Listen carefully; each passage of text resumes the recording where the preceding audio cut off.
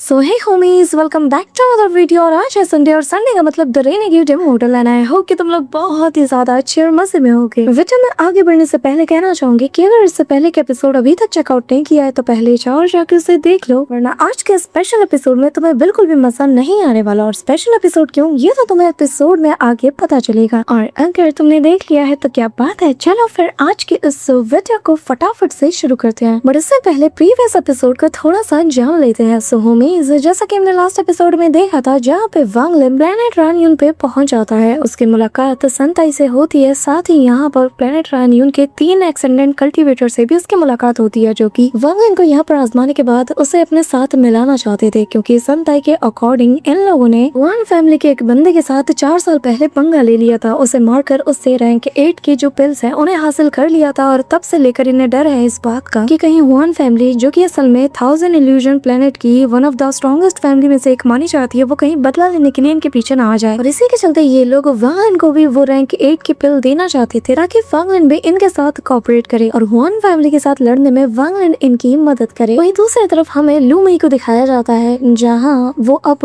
Hwan मई बन चुकी है, क्योंकि हुआन मई की एंसेस्टर ने लू मई को अडॉप्ट कर लिया है और अब से वो हुआन फैमिली की ब्लड लाइन को भी पोजेस करती है। साथ ही यहाँ पर उसे एक टास्क भी दिया जाता है और उसे उन लोगों का पता लगाना है जिन लोगों ने 4 साल पहले हुआन फैमिली के एक मेंबर को घेर के मारा था। अब इस बात का इन्वेस्टिगेट करने के लिए लू मई यानी कि अपनी हुआन मई एक बंदे को सीधा प्लेनेट रानियन की तरफ भेजती है। अब यहाँ पे ये सारी चीज तो चल रही थी, लेकिन वहीं दूसरी तरफ वांग लिन, जिसने कि एक सेलेस्टियल जेट के जरिए से रैंक 8 के उस पिल को बाय कर लिया था, जिसका मतलब ये है कि अब वांग लिन को इन लोगों का साथ देना पड़ेगा। और अब वीडियो को स्टार्ट करने से पहले मेरे प्यारे से नॉवल फैंस, मैं बताना चाहूंगी कि यार मैं कल ही ट्रिप से वापस आई हूँ। मेरे पास ऑलरेडी सारी सीरीज के एपिसोड पेंडिंग है, जो कि वीक में यार एक ही आते हैं, और नॉवल पे काम चल रहा है। प्रोबेबली आज शाम तक तुम्हें वो देखने को मिल जाएगा, नहीं तो कल सुबह तक। थोड़ा समझा करो यार, मैं अभी ट्रिप से लौट के आई हूँ। अब नॉवल का ऐसा था नहीं कि तुम्हारा 10-15 मिनट से मन मर जाएगा, है ना। बाकी फिलहाल के लिए तुम आज का स्पेशल एपिसोड एंजॉय करो, नॉवल को तो फिर हम बाद में देख लेंगे। सो होमीज, हमारे एपिसोड की स्टार्टिंग में हमें यहाँ पर उसी ऑप्शन पवेलियन का सीन दिखाया जाता है, जहाँ पे वो जो लेडी थी वो खुद भी हैरान थी और चारों तरफ सभी लोग यही बातें कर रहे थे कि क्या सिर्फ एक सेलेस्टियल जेट से कोई कैसे इसे बाय कर सकता है। वांग लिन यहाँ ऊपर से नीचे की ओर देखता है, लेकिन लोग तो यहाँ पर अभी इसी के बारे में बात कर रहे थे कि इसने पूरे के पूरे ट्रेजर पवेलियन को ह्यूमिलेट किया है, इसका दिमाग तो ठीक है या फिर इसने कोई सस्ता नशा कर लिया है। अब यहाँ पे ये सारी बातें तो चल रही थी, लेकिन वांग लिन का ये जो सीरियस एक्सप्रेशन था, उसे देखकर वो लेडी समझ आती है कि वांग लिन ने वाकई में सिर्फ एक सेलेस्टियल जेट की बोली लगाई है। लेकिन वो लेडी अपने मन में कहने लगती है कि अगर इसने वाकई में एक सेलेस्टियल जेट की बोली लगाई है और मैंने इसे दे दिया, तो फिर हमारा जो पवेलियन है वो किसी को मुंह दिखाने लायक नहीं बचेगा, सब के सब इसकी बुराइयां करेंगे। और यहाँ तक लोगों के बीच में ये बात भी आम हो जाएगी कि शायद ये एक बहुत ही बड़ा स्कैम है, हो सकता है कि ये जो पिल है ये असली ही ना हो, पर अगर मैंने इसे नहीं बेचा तो फिर एंसेस्टर मुझसे बहुत ज्यादा नाराज होंगे। उन्होंने हर हाल में कहा था कि इसे मुझे बेचना ही है। यहाँ पे हम सन फैमिली के एंसेस्टर को देखते हैं, जो कि वांग लिन की यहाँ पे तारीफ करते हुए कहने लगता है कि ब्रदर जू, तुमने बहुत ही अच्छा काम किया, मैं वाकई में तुम्हें बहुत ज्यादा एडमायर करता हूँ तुम्हारे इस फैसले के चलते। तभी यहाँ पे वो जो लेडी थी वो सभी को अनाउंस करते हुए बताने लगते हैं कि अब जबकि किसी और ने बोली नहीं लगाई, तो ये जो 8 ग्रेड का पिल है, इसे मैं एक सेलेस्टियल जेट के बदले में यहाँ आप सभी के सामने बेच रही हूँ, और अब से ये पिल उस कल्टीवेटर को बिलोंग करता है। ये सुनकर तो सभी के होश उड़ जाते हैं, वो लोग अपनी जगह से उठ के बैठ जाते हैं और कहने लगते हैं कि क्या मैंने अभी जो सुना ये सच है, क्या वाकई में ये पवेलियन एक सेलेस्टियल जेट के बदले में एक 8 ग्रेड के पिल को सेल कर रहा है। ये एक 8 ग्रेड का सब डिवाइन पिल है, आखिर आप लोग इसे ऐसे कैसे बेच सकते हो। लेकिन वांग लिन यहाँ अपने उस 8 ग्रेड के सब डिवाइन पिल को अपने पास रख लेता है। इसी के साथ वांग लिन यहाँ पर उस सन फैमिली के एंसेस्टर से कहने लगता है कि फेलो कल्टीवेटर सन, अगर आपके पास कहने के लिए कुछ भी नहीं तो फिर मैं यहाँ से जा रहा हूँ। ये कहते साथ ही वांग लिन जो है वो यहाँ से चला जाता है। अब यहाँ पे सन फैमिली के एंसेस्टर उसे कुछ रोक के कहना तो चाहता था, लेकिन वो फिलहाल के लिए खुद को थोड़ा होल्ड करता है। इसी के साथ सीन शिफ्ट होता है, हम वांग लिन को देखते हैं जो कि यहाँ से काफी दूर निकल चुका था, लेकिन तभी उसे कुछ फील होता है। वो कहने लगता है कि बताओ आखिर तुम्हें क्या चाहिए। तभी यहाँ वांग लिन के पीछे हम संताई को देख पाते हैं, जो कि अपने पास से एक बैग ऑफ होल्डिंग को बाहर निकालते हुए कहने लगता है कि इसके अंदर लगभग 50,000 सेलेस्टियल जेट्स हैं, जैसे कि मैंने आज तक सेव किया है, और इसके अंदर कुछ ऐसे मेथड्स हैं जो कि असल में एक पिल और दूसरा एक ट्रेजर रिफाइनिंग से रिलेटेड है। मुझे लगता है कि शायद ये तुम्हारे काम आ सकता है। वांग लिन ने अपने पास रख लेता है। तभी यहाँ पे संताई उसे बताने लगता है कि मैंने इन्हें जब सेव किया था तो मुझे लगा था कि शायद आगे चल के मुझे ऐसा मौका मिल जाएगा कि मैं इन्हें कभी यूज कर कर पाऊंगा। मुझे लगा था कि शायद मैं अपनी कल्टीवेशन को रिकवर करके वापस से अपनी पुरानी जिंदगी को पा सकता हूँ, पर असल में ऐसा कुछ भी नहीं कर पाया और अब ये सारी चीजें मेरे लिए बस यूजलेस है, तो तुम इन्हें रख सकते हो। ये कहते हुए वो यहाँ से जाने लगता है। अब वांग लिन संताई से जुड़े कुछ पुराने इंसिडेंट्स को याद करता है कि जब उसका सामना लुई एनफेंग से हुआ था तो तब संताई ने आके उसकी जान तो बचाई थी, लेकिन फिर उसने भी वांग लिन को मारने की कोशिश की थी। लेकिन फिर उसे वो सीन भी याद आता है जब वांग लिन और जो संताई है ये लोग पहली बार मिले थे, और फिर वो सीन भी वो याद करता है जब संताई और जो जायंट डीमन क्लैन के एंसेस्टर के बीच का जो क्लैश हुआ था, जिसके चलते संताई हमारे जो अलायंस स्टार सिस्टम से सीधा ऑल हेवन स्टार सिस्टम में आ गया था। अब बेसिकली जब वांग लिन ये सारी चीजें याद करता है, इन्हें फील करता है, तो उसे लाइफ एंड डेथ से भी बढ़कर एक चीज समझ में आती है और वो है इसका कर्मा। यानी कि जब इंसान दुनिया में आता है तो ये उसकी लाइफ होती है, जब मर जाता है तो वो डेथ हो जाता है, लेकिन जिंदगी इतनी भी आसान नहीं होती। इसके बीच में आता है कर्मा। आपने जो पास्ट में कर्मा किए होंगे ना, उसका असर आपको आपके फ्यूचर में जरूर दिखेगा। यानी कि अगर पास्ट में हम एक छोटी सी चीज को भी चेंज करते हैं, उसका डायरेक्ट असर हमारे प्रेजेंट यहाँ तक कि हमारे फ्यूचर पे भी पड़ता है। अब यहाँ पे वांग लिन की जो कर्मा की समझ थी ये थोड़ा थोड़ा बढ़ता जाता है और वो कहने लगता है कि जो संताई है उसकी जिंदगी मेरे चलते खराब हुई, जहाँ पे वांग लिन सीनियर ज़्याओई से मिला और फिर ज़्याओई के चक्कर में ही संताई ने वांग लिन से वादा किया कि वो उसको प्रोटेक्ट करेगा। ऐसा कह सकते हो कि इनके बीच में कॉन्ट्रैक्ट बना। फिर आगे चल के जो संताई था वांग लिन के ही चलते इसका सामना जायंट डीमन क्लैन के सिस्टर से हो जाता है और फिर रेस्ट ऑफ द स्टोरी तो तुम्हें पता ही है। पर वांग लिन कहने लगता है कि अगर मेरे चलते संताई की जिंदगी खराब हुई है तो फिर मेरे चलते ही संताई को सुकून भी मिला है, क्योंकि अब उसे किसी भी चीज की लालच या फिर किसी भी चीज की कोई भी डिजायर नहीं है। संताई कहीं ना कहीं अपनी लाइफ से सेटिस्फाइड है और ये चीज भी कहीं ना कहीं इसे वांग लिन की वजह से ही फील हुई है कि यार ये कल्टीवेटर बनना, कल्टीवेशन करना, इसका कोई एंड नहीं है। अब वांग लिन जब डीपली इन सब के बारे में सोचता है ना, तो कहीं कहीं उसके अंदर एक कार्मिक डोमेन बनने लगता है। यानी कि इसके अंदर जो कर्मा का जो नॉलेज है ये काफी हद तक बढ़ चुका था। अब तभी वांग लिन यहाँ से डिसअपीयर होकर सीधा एक माउंटेन एरिया में पहुंच जाता है, जहाँ वांग लिन अपने पास से उन सेलेस्टियल जेट्स को बाहर निकाल के कहने लगता है कि इस वक्त मेरे पास ऑलमोस्ट 3 लाख सेलेस्टियल जेट्स है, पर मुझे अफसोस है कि शायद ये भी इनफ नहीं कि मैं ब्रेक थ्रू कर पाऊँ।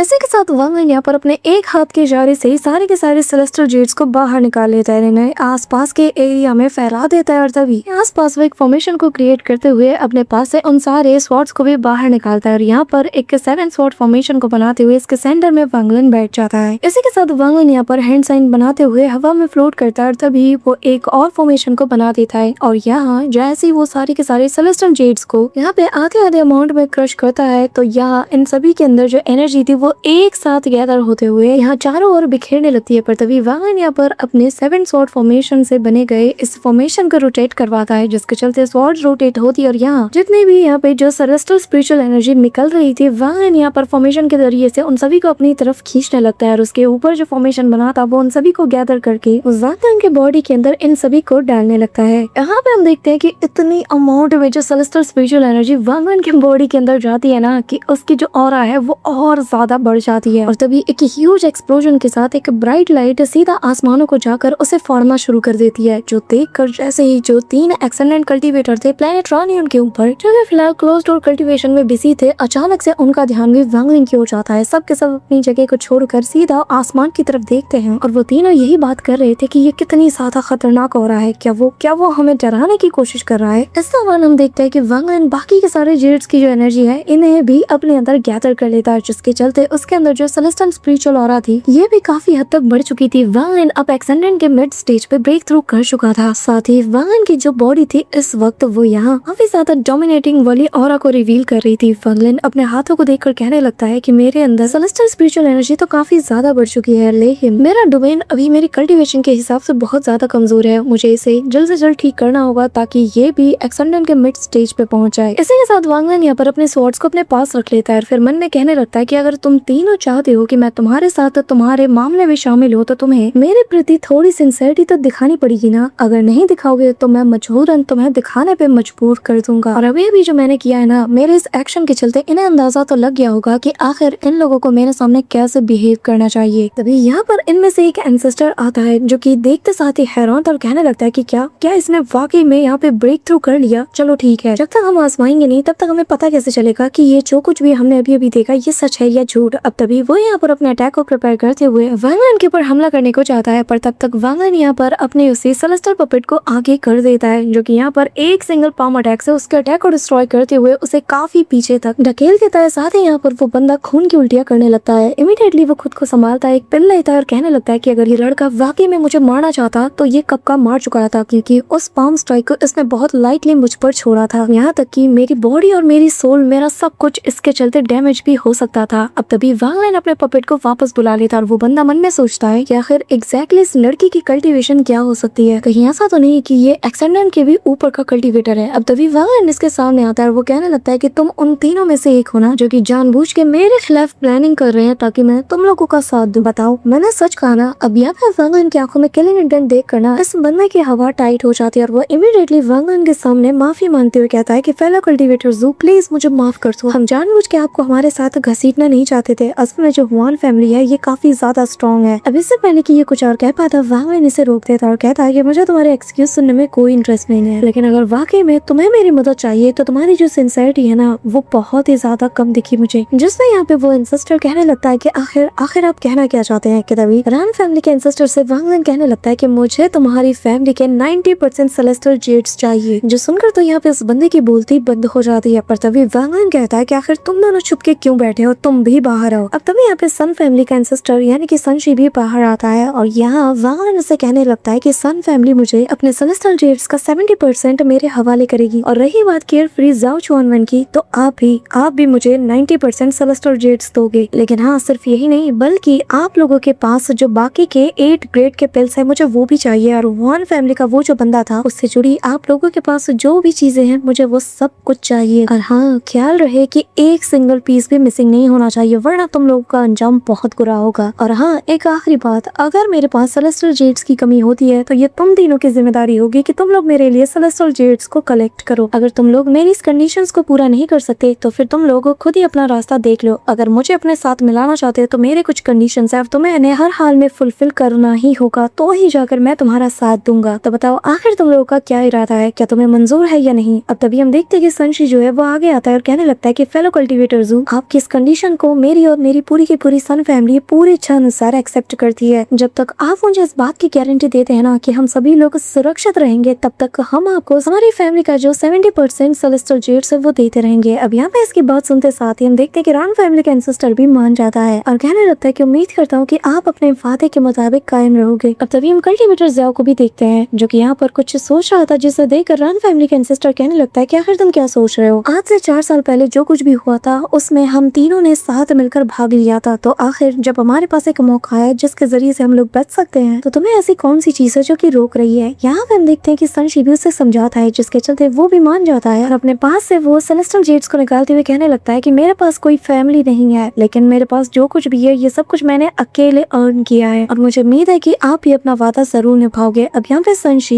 यहाँ हुआन फैमिली के उस बंदे की जो भी बिलोंगिंग्स थी वो वांगलन के हवाले सौंप देता है, जिसके बाद वांगलन इन सारी चीजों को अपने पास रखते हुए इनसे कहने लगता है कि जब तक बहुत ज्यादा इम्पोर्टेंट ना हो तब तक मुझे परेशान मत करना, और हाँ, हुआन फैमिली से जो कोई भी आएगा उसे तुम लोग मुझ पे छोड़ देना, उसे मैं खुद हैंडल करूंगा। ये कहते हुए वांगलन सीधा यहाँ से निकल जाता है। इसी के साथ हम वांगलन को देखते हैं जो कि अपने केव के अंदर मौजूद है और यहाँ पर हुआन फैमिली के उस बंदे के बैग ऑफ होल्डिंग को वांगलन निकाल कर इसके अंदर की चीजों को चेक करना शुरू कर देता है, जहाँ वांगलन को यहाँ इसके अंदर कुछ कपड़े, कुछ चीजें नजर आती है जिनमें से एक टोकन भी था और वांगलन को समझ नहीं आ रहा था कि आखिर ये सारी चीजें एक दूसरे के साथ कैसे कनेक्टेड है। और वांगलन सबसे पहले उस टोकन को बाहर निकालता है और यहाँ अपने सेलेस्टियल पपेट को भी और उससे कहने लगता है कि जरा इसके अंदर जाओ और चेक करो। अब तभी हम देखते हैं कि वांगलन जैसे ही करता है ना तो वो फील कर लेता है कि भले ही इस टोकन को किसी खास मटेरियल से नहीं बनाया गया, लेकिन इसके अंदर जो सीक्रेट आर्ट है वो असल में लाइफ सोल से लिंक्ड है, और जिसका मतलब ये है कि हुआन फैमिली को ऑलरेडी इसके मौत के बारे में पता चल चुका है। अब तभी वांगलन उसके अंदर से एक जेड स्लिप को बाहर निकालता है, जिसके अंदर जैसे वो अपने डिवाइन सेंस को डालता है तो उसे पता चल जाता है कि आखिर इस बंदे के साथ हुआ क्या था। जहाँ पे हम देखते हैं कि ये अधमरी हालत में एक प्लेनेट के ऊपर लैंड करता है और मरने से पहले वो अधमरी हालत में एक जेड स्लिप के ऊपर सारी चीजें मेंशन कर देता है कि जो प्लेनेट यूनशिया है उसके पास ही मुझे वो जगह मिली जहाँ पर मुझे वही गोल्डन बोन वाली वेन मिली, और जो कि असल में metal attribute of fire stones है। अब यहाँ वांगलन को जैसे ये चीज पता चलती है ना तो वो शॉक्ड हो जाता है कि क्या एक पूरी की पूरी खदान जो कि पूरी तरीके से मेटल एट्रीब्यूट वाले फायर स्टोन से भरी है। वांगलन अपनी जगह से खड़ा हो जाता है और कहने लगता है कि हेवन डिफाइंग बीट के अंदर इस वक्त बस मेटल एलिमेंट मिसिंग किंग है और अगर एक बार इसे ये चीज मिल जाए ना तो फिर ये मुझे अपने मास्टर के रूप में एक्नॉलेज कर लेगा। अब तभी वांगलिन यहाँ पर जो एंसेस्टर्स थे ना तीनों, उनके पास अपना मैसेज पहुंचाता है, जहाँ वो सबसे पहले जो सन फैमिली का एंसेस्टर है उसके पास अपना डिवाइन सेंस भेजता है और उसे बताने लगता है कि मुझे ये जो पूरा का पूरा